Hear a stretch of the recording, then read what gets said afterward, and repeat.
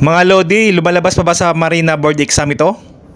If ships burn 2.9 tons of fuel per hour at 20 knots, how many tons it will burn at 15 knots? So bago natin isolve, ito muna yung tandaan natin. Yung fuel consumption is proportional to the cube of speed. So yung formula natin ay consumption 1 over C2 is equal to speed 1 cube over S2 cube. So, yun yung formula natin. So, based on formula, ito yung formula natin. Yung C1 natin is 2.9 tons.